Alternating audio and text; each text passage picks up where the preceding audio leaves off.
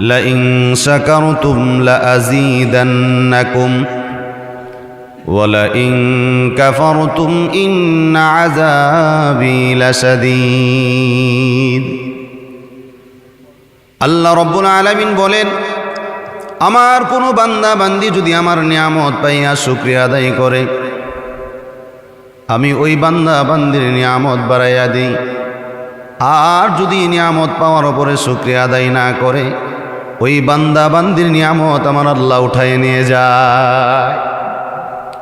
তাহলে শুকরিয়া আদায় করতে হবে কি? বেশি বেশি করে, কম কম না বেশি বেশি।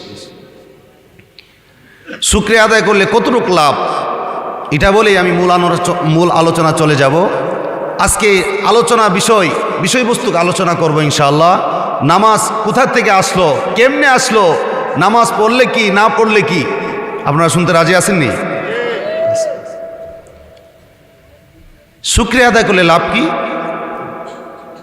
আল্লাহর পয়গম্বর সাইয়্যিদিনা মূসা আলাইহিস সালাম যখন আল্লাহর সাথে কথা বলতে যাইতেন, কোথায় যাইতেন? তুর পাহাড়ে। এমতো অবস্থায় যাওয়ার পথে রাস্তার মধ্যে একদল হাঁস মূসা আলাইহিস সালামকে বললেন, হে আল্লাহর পয়গম্বর, আপনি আল্লাহর সাথে সাক্ষাৎ করতে অথবা আল্লাহর সাথে কথা বলতে যাইতেছেন, আপনি আল্লাহর কাছে দরখাস্ত দিয়েন, অনেক দিন ধরে জমিনে বৃষ্টি হয় না, আল্লাহ তাআলা যেন বৃষ্টি দেয়, আমরা খানাপিনার অনেক কষ্ট করতেছি। সাইয়্যিদিনা মূসা আলাইহিস সালাম তুর পাহাড়ে যাওয়ার পরেই আল্লাহর সাথে এই কথাটা বললেন, আল্লাহ, একদল হাঁস বলতেছে বৃষ্টি দেওয়ার জন্য, অনেক দিন ধরে নাকি জমিনে বৃষ্টি হয় না, তারা খানা পিনার কষ্ট করতেছে। আল্লাহ তাআলা বলতেছে, তুমি হাঁসের দলকে বলিও আরো 1 বছর পরে বৃষ্টি হবে। কত বছর পরে? 1 বছর পরে। মূসা আলাইহিস সালাম আল্লাহর সাথে কথাবার্তা বলার পরে যখন বাড়ির দিকে রওনা হইলেন, ওই হাঁসগুলি মূসা আলাইহিস সালামের অপেক্ষায় আছে। হাঁসগুলি দেখে বললেন, হে আল্লাহর পয়গম্বর, আপনি আল্লাহর কাছে দরখাস্ত দিছেন? বললেন, হ্যাঁ দিছি, তবে আল্লাহ বলছে আরো 1 বছর পরে বৃষ্টি হবে। এই কথা শুনে হাঁসের দলেরা বললেন, আলহামদুলিল্লাহ। কি বললেন? আলহামদুলিল্লাহ বলতে দেরি, আল্লাহ তাআলার রহমতের বৃষ্টি পড়তে দেরি নাই। সুবহানাল্লাহ কইতেন না? মূসা আলাইহিস সালাম বললেন যে আল্লাহ বলল 1 বছর পরে বৃষ্টি দিবে, এখন বৃষ্টি দিয়ে দিল, এখন হাঁসের দলের তো বলবে আমি বুঝি মিথ্যা কথা বলি। আবার দৌড়ে গেলেন, যাই বলেন, আল্লাহ আপনি বললেন 1 বছর পর বৃষ্টি দিবেন, আমি বাড়ির যাই পৌঁছতেও পারি নাই, বৃষ্টি দিয়ে দিলেন। আল্লাহ বলেন, মূসা, তুমি যে বলছো 1 বছর পরে বৃষ্টি দেব, হাঁসের দলের কাছে খবর পাওয়া হয়েছে, এটাও সত্য, আমিও বলছি এটাও সত্য, তবে 1 বছর পরে এত দীর্ঘায়ু সময় শোনার পরেও যে সুন্দর করে আমার শুকরিয়া আদায় করছে, আমার রহমতের দরিয়া আর সহ্য করতে পারে নাই, সাথে সাথে বৃষ্টি চলে আসছে।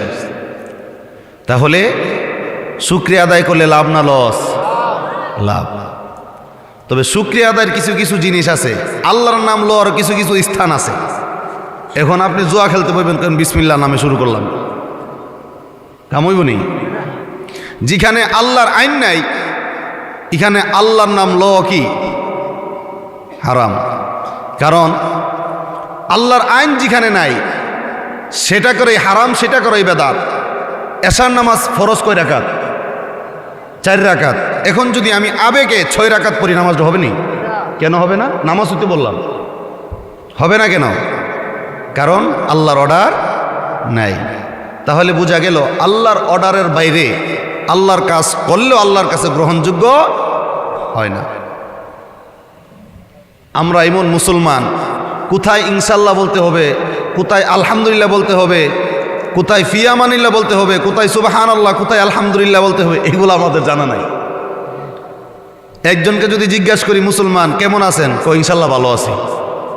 আচ্ছা বলেন তো, ইনশাল্লাহ ভালো আছি না আলহামদুলিল্লাহ ভালো আছি? ইনশাল্লাহ শব্দ ব্যবহার করবেন, যেটা পরবর্তীতে করবেন, ইনশাল্লাহ কালকে আমি এই জিনিসটা করব। আপনাকে এখন জিজ্ঞাসা করছে কেমন আছেন, আলহামদুলিল্লাহ আমি ভালো আছি, আপনি কেমন আছেন? আলহামদুলিল্লাহ। শুকরিয়া আদায় করলে আলহামদুলিল্লাহ, এটার অর্থ কি? সমস্ত প্রশংসা কার? আল্লাহ। আল্লাহর প্রশংসা যদি আমরা করি, আল্লাহ কি খুশি হবে না? খুশি হবে। ও দুনিয়ার মুসলমান, আল্লাহ রব্বুল আলামিন আমাদেরকে বানাইলেন ওয়ামা খলাকতুল জিন্না ওয়াল ইনসা ইল্লা লিয়াবুদুন। জাতি বানাইছে দুইটা, কয়টা? একটা হইল জিন জাতি আর একটা হইল মানুষ জাতি, ইনসান। এই মানুষ এবং জিন জাতিকে আল্লাহ তাআলা বানাইলেন কেন? আল্লাহ তাআলার ইবাদত বন্দেগী গোলামি করার জন্য। কি গোলামি? আল্লাহর কি জমি জামা আছে যে আল্লাহর জমি জামা দিয়ে কাজ করতে হবে? আল্লাহর কি মেল ফ্যাক্টরি আছে? নাই। কি গোলামি? আল্লাহ তাআলার কুদরতি কদমে সাজদা করা, আল্লাহর আইন মেনে চলা। আল্লাহর আইন যার মধ্যে নাই তার মধ্যে ঈমানই নাই। এই নামাজ কোন সময় ফরজ হয়েছে? আমাদের নবীজি মেরাজ থেকে আসার পরে কি নামাজ কয় ওয়াক্ত ফরজ হয়েছে? 5 ওয়াক্ত। এর আগে নবীরা কোনো নামাজ ওয়াক্তে ফরজ ছিল না। যে যত ওয়াক্ত পড়তে পারত, তবে কোনো নবীর উপরে 1 ওয়াক্ত, কোনো নবীর উপরে 2 ওয়াক্ত, কোনো নবীর উপরে 3 ওয়াক্ত, কোনো নবী যেভাবে ইচ্ছা এভাবে পড়ছে। আমাদের নবীজি যখন মেরাজে গেলেন, মেরাজে যাওয়ার পরে আমার নবীকে আমার আল্লাহ নবীর উম্মতদেরকে 50 ওয়াক্ত নামাজ দিলেন। কত ওয়াক্ত?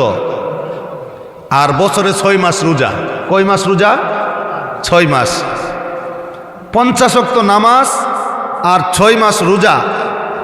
আমার নবী এই কথা শুনে যখন চলে আসবেন, রাস্তার মধ্যে দেখা হযরত মূসা আলাইহিস সালাম, সাইয়্যিদিনা মূসা আলাইহিস সালাম ডাক দিয়ে বলে, এ মুহাম্মদ, রাসূলুল্লাহ সাল্লাল্লাহু আলাইহি ওয়াসাল্লাম, আমার আল্লাহ আপনার উম্মতের জন্য কি দিয়েছে? রাসূল আরবি ডাক দেয়, কই ভাই মূসা, আল্লাহ রব্বুল আলামিন আমার উম্মতদেরকে 50 ওয়াক্ত নামাজ দিয়েছে, বছরে 6 মাস রোজা দিয়েছে। মূসা আলাইহিস সালাম বলেন, আপনার উম্মতেরা 50 ওয়াক্ত নামাজ পড়তে পারবে না, বছরে 6 মাস রোজা রাখতে পারবে না। আপনি আল্লাহর কাছে যান, কিছু কমাই নিয়ে আসেন, কিছু কমাই নিয়ে আসেন। নবীজি গেলেন আল্লাহর দরবারে। যাওয়ার পরে প্রথম 5 ওয়াক্ত কমাইলেন, 3 মাস রোজা কমাই দিলেন। আবার আসলেন, বললেন আবার যান। এমন করে 9 বার গেছেন। কয়বার? 9 বার। প্রতিবারে 5 বার করে কমাইছে। 5 নং 45। বাকি রইল কয় ওয়াক্ত? বাকি রইল কয় ওয়াক্ত? 5 ওয়াক্ত। ফজর, জোহর, আসর, মাগরিব, এশা। ফজর নামাজের ফরজ 2 রাকাত, জোহরের 4 রাকাত, আসরের 4 রাকাত, মাগরিবের 3 রাকাত, এশারের 4 রাকাত। এই ফরজগুলা কোথার থেকে আসলো, কোন নবী কোন সময় পড়েছে এবং সর্বপ্রথম কোন নবীরা নামাজ পড়েছে, এগুলা শোনার দরকার আছে না নাই? একটু গভীর মনোযোগ সহকারে শুনবেন। আমার নবীজি যখন মেরাজ থেকে আসলেন, আসার পরে সর্বপ্রথম মেরাজের ঘটনাটা হযরত আবু বকর সিদ্দিক রাদিয়াল্লাহু তাআলা আনহুর কাছে আমার নবী পেশ করলেন। বললেন, আবু বকর, আজকে রাত্র তো আমি আল্লাহর সাথে মেরাজ করেছি, আল্লাহর সাথে সাক্ষাৎ করেছি। এই কথা শুনে হযরত আবু বকর সিদ্দিক রাদিয়াল্লাহু তাআলা আনহু বলেন, ইয়া রাসূলুল্লাহ, আপনি তো আল আমিন, আপনি তো বিশ্বাসী, আপনার জবান মুবারক থেকে কখনো মিথ্যা কথা বাইর হয় না। আপনি যা বলছেন তাই সত্য এবং আমি তাই বিশ্বাস করেছি। আমার নবী বললেন, আবু বকর, তুমি আমাকে প্রশ্ন করলা না কিভাবে আল্লাহর সাথে সাক্ষাৎ করলাম, কিভাবে গেলাম, তুমি আমার কথা শুনে বিশ্বাস করলা। আবু বকর বললেন, ইয়া রাসূলুল্লাহ, আপনার জবান মুবারক থেকে কখনো মিথ্যা কথা বাইর হবে না। আল্লাহু আকবার বলেন। আমার নবীজি ডাক দেয়া কই, আবু বকর, আমি আল্লাহর সাথে সাক্ষাৎ করার পরে দুনিয়ার মধ্যে সর্বপ্রথম তোমার কাছে আমি মেরাজের কথাটা বললাম। আবু বকর, তুমি আমার মেরাজের কথা বিশ্বাস করে ফেলেছো, এই বিশ্বাস করার বিনিময়ে আমিও তোমাকে একটা পুরস্কার দিলাম। সেই পুরস্কারটা হইল, এতদিন তোমার নাম ছিল আবু বকর, আজ থেকে তোমার নাম হয়ে যাবে আবু বকর সিদ্দিক। সুবহানাল্লাহ কন্যা। সারা জীবন তো ঘুমা নেই, আজকে জীবনের শেষ মাহফিল মনে করে একটু মনোযোগ সহকারে সুবহানাল্লাহ আলহামদুলিল্লাহ কইেন। কারণ গ্যারান্টি আছে নাকি? এমনও হতে পারে আমার আপনার জীবনের শেষ মাহফিল হতে পারে না? আর আমার আপনার হায়াতের জিন্দিগিতে মাহফিল কোনোদিন নাও আসতে পারে। যদিও দেখা যাচ্ছে ছোট, কিন্তু আমার আল্লাহ হাজার হাজার ফেরেশতা এখানে নিয়োগ করে রাখছে। সুবহানাল্লাহ। আমার নবীজি হযরত আবু বকরকে ডাক দেখে, আবু বকর, তোমার নাম সিদ্দিক আমি উপাধি দিয়ে দিলাম। আমার নবীজি মেরাজের কথা যখন সবার কাছে বলা শুরু করলেন, কাফের বেঈমানেরা, আবু জাহেলের দলেরা বললেন, আব্দুল্লাহর ছেলে মুহাম্মদ পাগল হয়ে গেছে। নাউজুবিল্লাহ কোন। আব্দুল্লাহর ছেলে মুহাম্মদ পাগল হয়ে গেছে। আমার নবীজি কোনো উত্তর দেয় না। নবীজি মসজিদে নববীর মধ্যে বসে গেলেন আর সাহাবীদেরকে সামনে নিয়ে বললেন, ও সাহাবারা শোনো, আমি আল্লাহর সাথে সাক্ষাৎ করলাম যখন মেরাজে যাইতেছিলাম। মেরাজে যাওয়ার সময় আমি বাইতুল মুকাদ্দাস, জেরুজালেমে বাইতুল মুকাদ্দাস মসজিদে নামাজ আদায় করেছি। এই কথা শুনে আবু জাহেলের দলের লোকেরা সবাই একসাথে আমার নবীর দরবারে আসলেন। বললেন, আপনি যদি বাইতুল মুকাদ্দাস মসজিদে যায় থাকেন, তাহলে আপনি বলেন বাইতুল মুকাদ্দাস মসজিদের দরজা কয়টা, জানালা কয়টা? দেখছেন নি কাফেররার প্রশ্ন? আচ্ছা, আপনারা যে নামাজ পড়েন, কি মসজিদের দরজা জানালা গুনতে যান, না আল্লাহকে রাজি খুশি করতে যান? এই প্রশ্ন করার পরে আমার নবীজির চোখ মুবারক থেকে পানি মুবারক গুলি গাল মুবারক বেয়ে বেয়ে পড়তেছেন। আবু বকর ডাক দেখ, রাসূলুল্লাহ, হে নবী, আবু জাহেলের দলেরা তো আপনাকে পাগল পাগল বলে। এই প্রশ্নের উত্তর যদি আপনি না দিতে পারেন আরো মস্কারি করবে। নবী গো, আপনি প্রশ্নের উত্তরটা দিয়ে দেন। আমার নবী বললেন, আবু বকর, আমি তো বাইতুল মুকাদ্দাস মসজিদে দরজা জানালা গুনতে যাই নাই। আমি বাইতুল মুকাদ্দাস মসজিদে শুধু নামাজ পড়েছি। আমি কিভাবে বলবো দরজা কয়টা, জানালা কয়টা?